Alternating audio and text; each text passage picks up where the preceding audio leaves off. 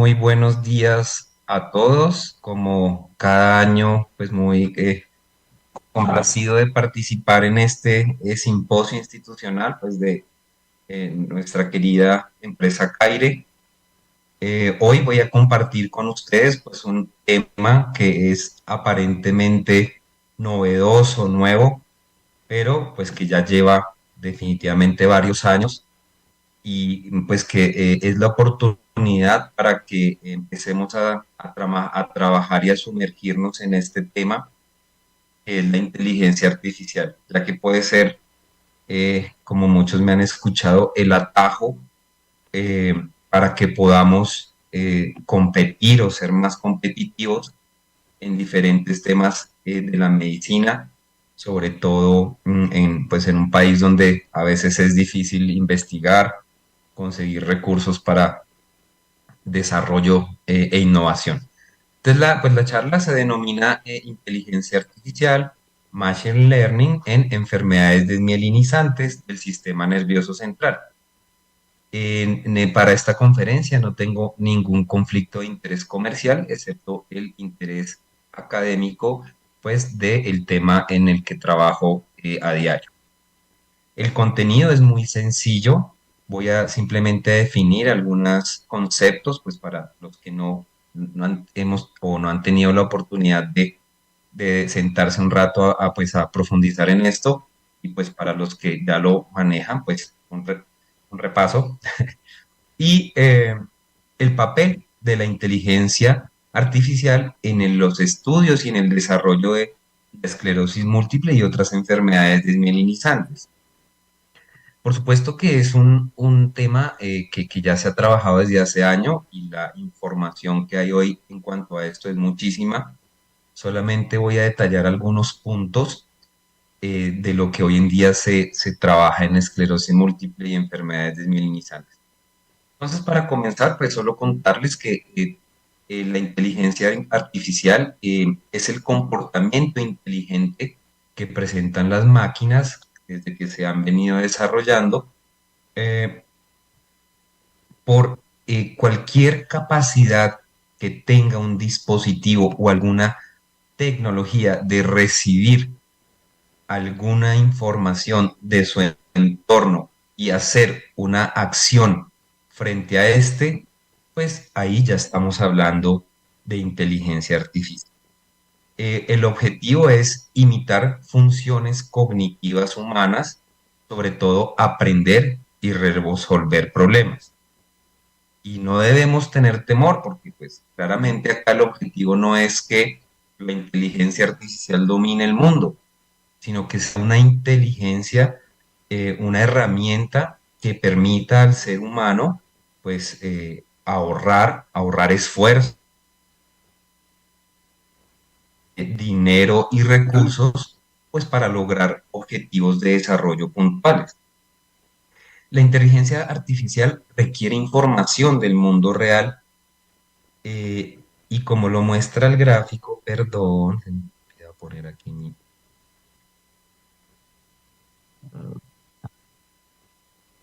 ¿dónde está el apuntador? Ah, por aquí. Eh,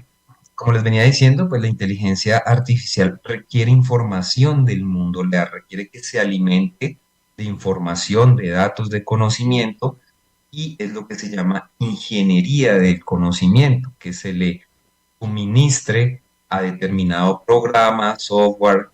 en fin, pues la información necesaria para que a través de unos algoritmos o un modelamiento de procesos, la máquina pues se acerque a lo que hace el ser humano y es tomar decisiones. La inteligencia artificial, sobre todo el machine learning, lo que hace es buscar relación entre objetos y situaciones, caracterizar o definir las propiedades de algún suceso y también causa-efecto. Esto digamos que es como lo más útil en medicina, pero tenemos que entender que esto se usa desde para compras y ventas hasta pues para desarrollo de otras actividades mucho más sofisticadas como desarrollo de tecnologías, empresas, robótica, etc. Entonces, lo que se les había mencionado, debe haber un modelamiento, algoritmos también prediseñados eh, para que procesen los datos y logre tomar las decisiones. Por lo tanto, pues aquí lo que hay que hacer es transferir la experiencia humana a un programa de computador. El Machine Learning, pues como ya lo veníamos mencionando, tiene la capacidad, cuando se le ha alimentado adecuadamente, de descubrir patrones que son ocultos pues al ojo o al sentido humano y también a los modelos estadísticos tradicionales. Ustedes saben que tenemos una gran cantidad de modelos estadísticos, pero digamos que para buscar patrones, pues a veces ellos se quedan cortos. Por lo tanto, tienen los algoritmos suman más bien varios modelos estadísticos, varias herramientas, sobre todo de estadística nueva, eh, y permite empezar a agrupar datos por categoría. Entonces, después de eso, pues tienen la capacidad de predecir, de extraer, de resumir, de optimizar y de adaptar la información para buscar pues una nueva información, valga la redundancia. El Machine Learning pues tiene como varias tipos, por decirlo así, y depende de cómo se alimente los datos, cómo se le suministren los datos y cómo se supervise por el humano a través de la revisión directa por una persona o ya sea por revisión de otros programas, su proceso de ingeniería de datos, proceso de modelamiento y de resolución de los problemas. Entonces, hoy en día conocemos pues estas tres bases que es con supervisión, cuando se está alimentando, se le dan los datos y se le dice qué buscar y a la vez que él va procesando, pues se va a verificar que la información que esté arrojando pues sea la deseada.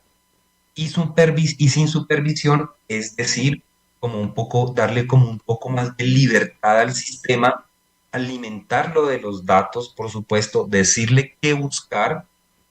de una manera eficiente, pero como dejarlo a ver él un poco qué arroja, qué agrupaciones hace él por sí mismo, sin que se corrijan o se modifiquen, para ver qué se sustrajo de eso y pues ver qué arrojó. Este sistema sin supervisión ha sido muy interesante porque lo ha determinado o ha mostrado pues cosas que ha descubierto en sí el modelo y pues que a veces el científico humano pues digamos que no lo había así como contemplado eh, a primera vista. Entonces pues este modelo sí, pues, sin supervisión es muy interesante.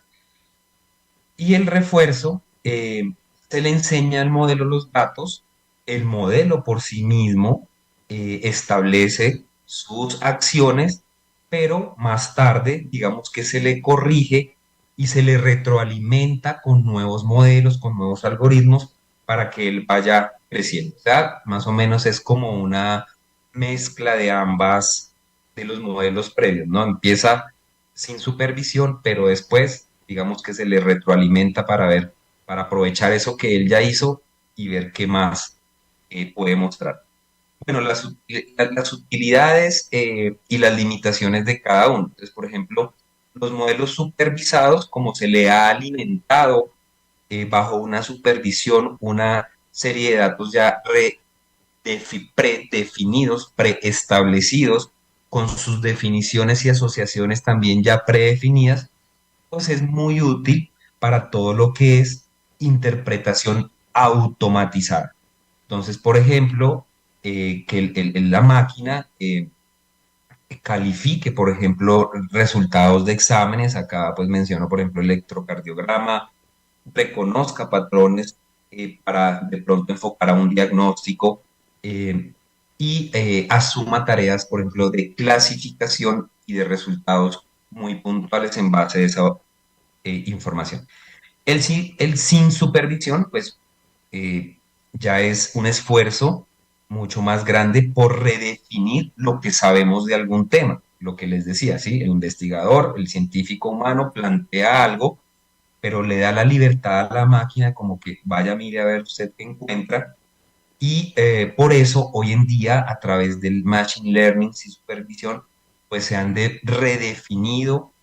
algunos mecanismos fisiopatológicos que se pensaban, se ha reclasificado o se han descubierto pues nuevas cosas que están involucradas con la fisiopatología o presentación clínica de alguna enfermedad determinada. Por lo tanto, pues esto abre nuevos caminos para las terapias. Y como ya lo había mencionado, pues el refuerzo de esto es un poco de la mezcla de los dos para tomar pues mejores decisiones a largo plazo. Bueno, rápidamente, pues dentro del el Machine Learning, que pues es este aprendizaje predefinido, pues está dentro de la inteligencia artificial, como les he venido mencionando, se alimenta de datos, hay un proceso, una fase de procesamiento por la máquina, ella pues en base a lo que se le ha definido, logra hacer una serie de predicciones y a su vez, a partir de estas predicciones, él se retroalimenta el sistema para ya tomar una decisión. A, a partir pues, de esa decisión que se tomó, se obtiene un resultado y vuelve y se retroalimenta el sistema. Esto, les digo, se puede hacer en forma supervisada o dejar que el sistema lo haga por sí mismo a ver qué arroja o una combinación de los dos. De esta forma, pues se logra que se hagan predicciones, se optimicen las funciones de los servicios, se extraigan patrones ocultos de los datos, se clasifiquen mucho mejor los datos y esto permite que un software aprenda y realice sus propias predicciones por los desenlaces a futuro de determinada enfermedad, tratamiento, etc. Y pues ya para ir al grano, voy a hablar un poco del papel de la inteligencia artificial eh, en la práctica clínica de la esclerosis múltiple. Ya hay recopilada una gran cantidad de información y datos novedosos. Hay, por llamarlo así, un revolcón hoy en día de lo que se ha aportado a través de la inteligencia artificial y muy seguramente mis colegas que se dedican a estas enfermedades, no solamente en CAIRE, sino en otras instituciones y el país, pues estamos viendo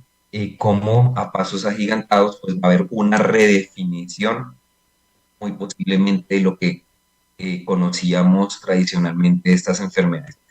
Bueno, la esclerosis múltiple, pues para poner un poco en contexto, es una enfermedad autoinmune crónica del sistema nervioso central que patológicamente se caracteriza por desmielinización, daño de la mielina, el axón de la neurona, y neurodegeneración. Clínicamente se caracteriza por ataques agudos y a partir de estos ataques agudos, pues la persona puede acumular una discapacidad, ya sea porque no se recupera bien de estos ataques o porque la enfermedad pues, va progresando por sí. El papel de la resonancia en cuanto al estudio de la enfermedad desde su aparición, pues ha sido fundamental. Y hoy en día no podemos apartarla, eh, eh, no solamente nuestros profesores, no solamente nosotros, pues somos unos amantes y apasionados por la clínica, por lo que el paciente nos deja ver, pero hoy en día no existe forma de separar el papel de la resonancia magnética en esclerosis múltiple. Es el primer y único biomarcador que ha permitido de darle otra mirada a la enfermedad. Y pues hoy en día sabemos que sus mayores utilidades, no únicas, pero las mayores, pues son uno, permitir un diagnóstico precoz, contribuir al diagnóstico diferencial, sobre todo de dos enfermedades que son el espectro de neuromielitis óptica y la enfermedad asociada a anticuerpos anti-MOG, que clínicamente pueden tener características diferentes, pero no es raro que tengan características clínicas muy similares. Y solamente a través de la ayuda de la resonancia, pues nos ayudaría a hacer en algunos casos el diagnóstico diferencial. En algunas veces el diagnóstico clínico puede ser muy caro, pero a veces toca ir a la resonancia. También, por supuesto, el papel de la inteligencia artificial y de la resonancia aplicada a este nos ayudó bien en el pronóstico, en el tratamiento y en el seguimiento de la enfermedad. El aumento del conocimiento y la expansión de la disponibilidad de técnicas de resonancia avanzadas, a su vez, ha hecho que se requiera demasiada inversión de tiempo para las lecturas, para el análisis, eh, genera costos y además experiencia de neuroradiólogos pues que tienen que estar dedicados años a esto, y la inteligencia artificial pues ahora brinda una solución para la posibilidad de automatizar estas tareas repetitivas que de pronto el neuroradiólogo puede invertir ese tiempo en otra tarea que permita pues mayor desarrollo. Entonces, analizar más datos en menos tiempo, lograr una mayor precisión y reproductibilidad de la contraparte humana, pues es algo de lo cual se puede apoyar hoy el personal médico con la inteligencia, perdón, con la inteligencia artificial. Perdón. Bueno, entonces, para el diagnóstico de la esclerosis múltiple, ¿qué aplicaciones tenemos hoy? Pues tenemos diferentes aplicaciones técnicas para la adquisición y el análisis de las resonancias magnéticas. Ha permitido mejorar los protocolos de resonancia magnética, saber qué tipo de secuencias son útiles para determinar diferente enfermedad. Pues esta ha permitido que analizar estas secuencias son muy buenas para analizar isquemia, infartos, enfermedad cerebrovascular. Estas secuencias son muy útiles para enfermedades neurodegenerativas, metabólicas, y estas para enfermedades desmielinizantes o arteriopatías, en fin. También ayuda mucho con la identificación y segmentación de las lesiones. Leer una resonancia pues significa ver el sistema nervioso completo, nervio óptico, cerebro y médula espinal, que claro, en la práctica clínica pues lo hacemos a ojo y nos hacemos una idea de lo que hay ahí, pero realmente cuando nos sentamos y pensamos que cada segmento, cada parte del sistema nervioso central, por hablar nomás del cerebro, pues hay interminables regiones, interminables segmentos y no podemos pues tener como la criterio para analizarlo solamente pues a ojo. Entonces, la segmentación, por ejemplo, hoy, tanto visual como numérica y por otras mediciones funcionales, volumen, etcétera, pues es muy útil. Y las mediciones del volumen del cerebro que nos han llevado mucho a descubrir cosas sobre atrofia, tanto global como de nuevo de áreas determinadas del cerebro, corteza, sustancia blanca, sustancia gris profunda, médula espinal, etc. Para hablar de aplicaciones clínicas de la inteligencia, pues para el diagnóstico de la esclerosis múltiple pues se basa en unos criterios diagnósticos de la diseminación de la enfermedad en espacio y en tiempo. Tenemos que demostrar que hay una afección, ya sea clínica o radiológica, que afecta a la persona en diferentes partes de su sistema nervioso y en momentos separados del tiempo. ¿Cuál es el problema? Que a veces la parte clínica, pues el paciente puede tener síntomas muy sutiles que incluso por ser pasajeros no les pare atención, pues ahí viene el primer sesgo y es el sesgo pues de lo que se llama como de ignorar estos síntomas, pues ahí ya de entrada tenemos una gran pérdida de información. Segundo, el paciente puede tener algún síntoma neurológico, pero sobre todo los pacientes jóvenes que tienen cierta capacidad de remodelación y compensación, pues que puede que mejoren el déficit y cuando vamos a buscarlo en el examen clínico, pues no lo encontremos, pero no quiere decir que haya ya ha ocurrido un evento. Entonces, la resonancia, pues hoy en día, por supuesto que suple de alguna forma ese sesgo de de información, de olvido o de neglect, de ignorar lo que pudo haber ocurrido antes, pues porque el paciente o el médico no lo pudo captar. Y por supuesto, el diagnóstico de la esclerosis múltiple hoy en día tiene implícito excluir otras afecciones. Hoy en día ya no podemos hablar de que nada es típico. La clínica típica, la resonancia típica son definitivamente frases pues que han quedado un poco atrás porque sabemos que puede haber una sobreposición de síntomas. Bueno, entonces, técnicas de inteligencia artificial para el diagnóstico temprano y específico de la esclerosis múltiple. Hay unos procesos que, aparte del machine learning, involucran que no solamente se le den o se alimente al programa de una forma predefinida, sino que más bien se le den las características de cada dato, de cada objeto, de cada situación, para que el programa por sí mismo las integre y saque sus propias conclusiones. Entonces, más que darle una situación ya preestablecida o una información preestablecida, lo que se le dan son todas las características para que el sistema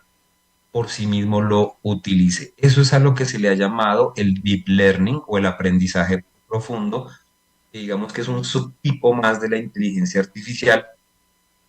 y cuya herramienta más útil para esto es la aplicación de las redes neuronales convolucionales o en su sigla en inglés CNN, porque ya por habérsele brindado estas características tan puntuales de cada situación, pues el computador ya funciona casi que como con redes neuronales y pues logra sacar sus propias conclusiones.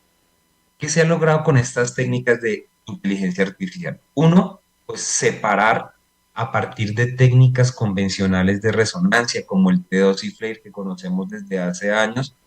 y la susceptibilidad magnética que son muy útiles para definir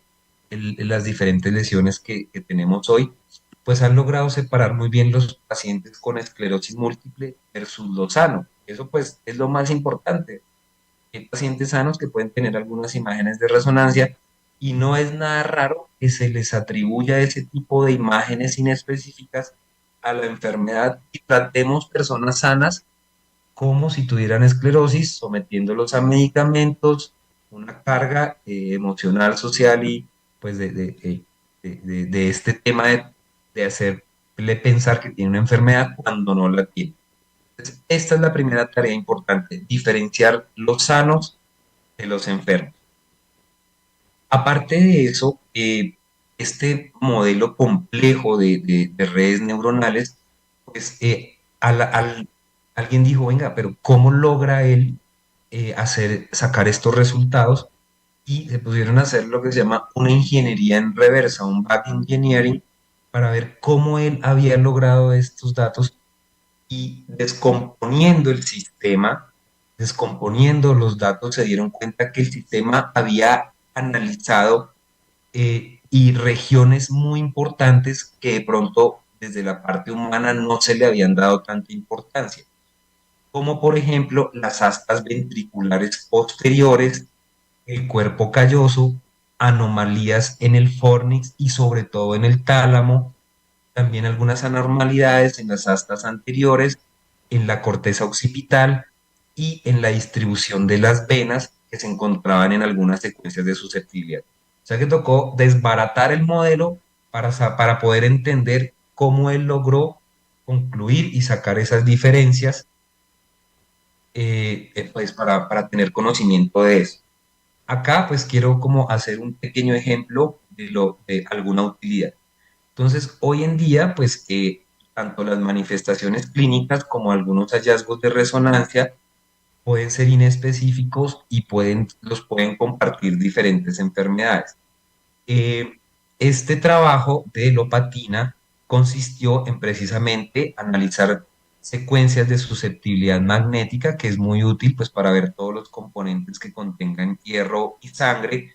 y por supuesto permite ver de esta forma las venitas o las vénulas,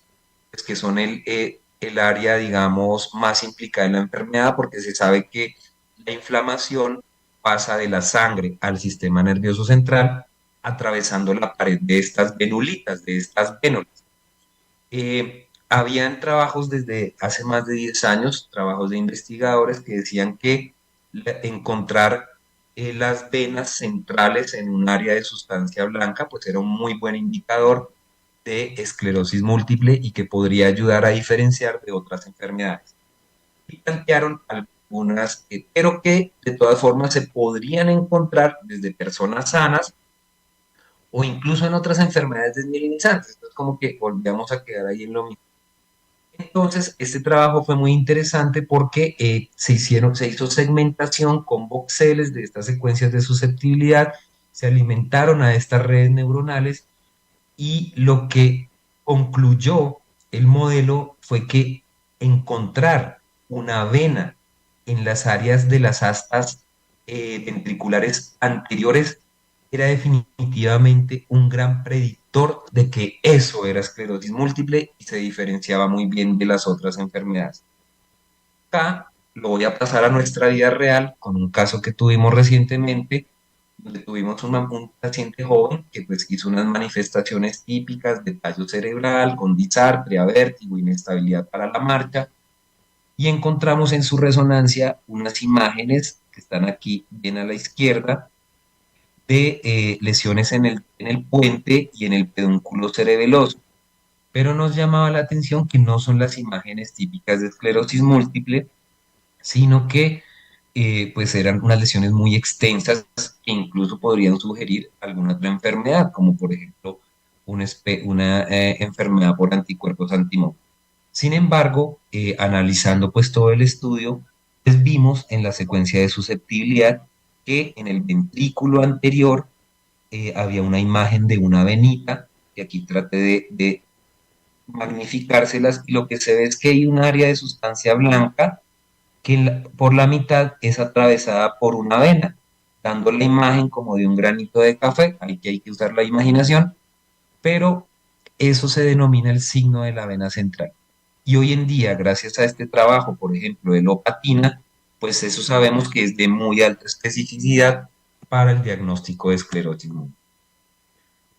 Además de eso, en el diagnóstico de la esclerosis múltiple, pues hay que discriminar o diferenciar de otras enfermedades que se pueden parecer, ya sea clínicamente o ya sea imagenológicamente.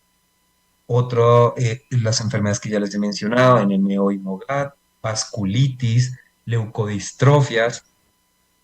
tumores incluso que pueden tener un comportamiento clínico y similar pues en pseudo recaídas, por decirlo así, y imagenológicamente crear confusión.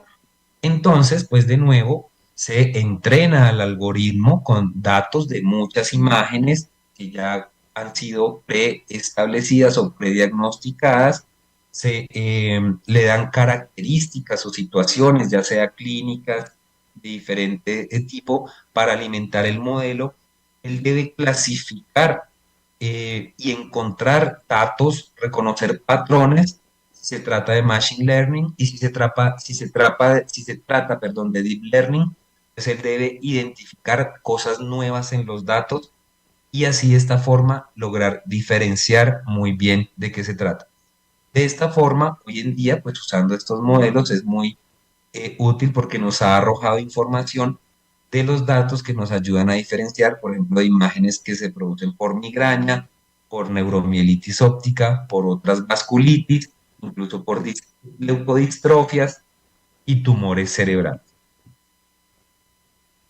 En cuanto al pronóstico, pues esto es muy importante porque casi que es el objetivo que perseguimos a diario, es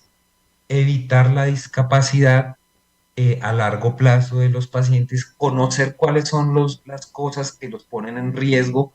para a que hagan enfermedades severas y discapaciten, y de esa forma pues poderlas intervenir de una forma temprana para evitar esa progresión. Entonces, con Machine Learning se ha logrado hoy predecir la conversión de esclerosis múltiple recurrente a la forma progresiva, alimentando los modelos, sobre todo con esta herramienta, que es un algoritmo estadístico que es el Support Vector Matching, donde se alimenta tanto de variables clínicas como de variables de resonancia para hacer seguimientos longitudinales y pues él logró predecir lo que podría determinar la evolución de una de esclerosis recurrente a progresiva en 2 años con una precisión del 86%. Logró determinar que la mayor edad, la ESS y las recaídas que involucran el tronco y el cerebelo, pues son los datos más importantes. Otras aplicaciones es en la médula espinal, pues que hasta la fecha no se ha logrado estandarizar un biomarcador por resonancia en la médula espinal. Acá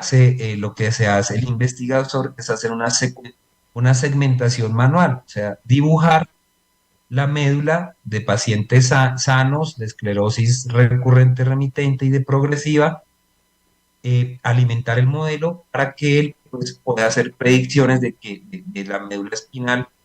de qué es más sugestivo, de esclerosis recurrente o progresiva, y además en los recurrentes logre pues pronosticar quiénes podrían ir a formas progresivas. Este trabajo de Eshagi es muy importante hoy en día porque permite, sabemos hoy que hay progresión de la enfermedad que no depende de las recaídas agudas, sino que va ahí en forma silenciosa, que es lo que se ha denominado el PIRA. El modelo de Egashi no solo permite pues, reconocer esta progresión, sino además permite saber en base a qué el paciente empeora y logró clasificar tres fenotipos o tres formas en que el paciente progresa. Una es a través de la carga de lesiones que acumula a lo largo del tiempo, de áreas de inflamación en el cerebro que acumula a lo largo del tiempo. Otra es el daño silencioso que hay en la sustancia blanca, que a ojo en la resonancia se ve normal, y otro es las lesiones que se acumulan en la corteza. Entonces, de esta forma, ya solamente no sabemos hoy que hay una progresión silenciosa, sino que además de eso existen fenotipos diferentes de cómo las personas van progresando. Y a nivel clínico sabemos que hay fenotipos, por ejemplo, cognitivos de diferentes patrones de comportamiento en cuanto a las alteraciones cognitivas que tienen las personas. Se ha podido identificar muy bien, por ejemplo, alteraciones en memoria verbal y semántica, otros multidominio, otros tareas atencionales y ejecutivas y otros multidominios. En cuanto al tratamiento, hoy en día, y para resumir, lo más importante es que la inteligencia artificial permite tomar datos de dispositivos como teléfonos inteligentes o relojes inteligentes que tenga el paciente, en los cuales él hace alguna tarea en su vida diaria, y la inteligencia artificial analiza cómo es el desempeño del paciente y cómo afecta su funcionalidad y cómo cambia con el tratamiento,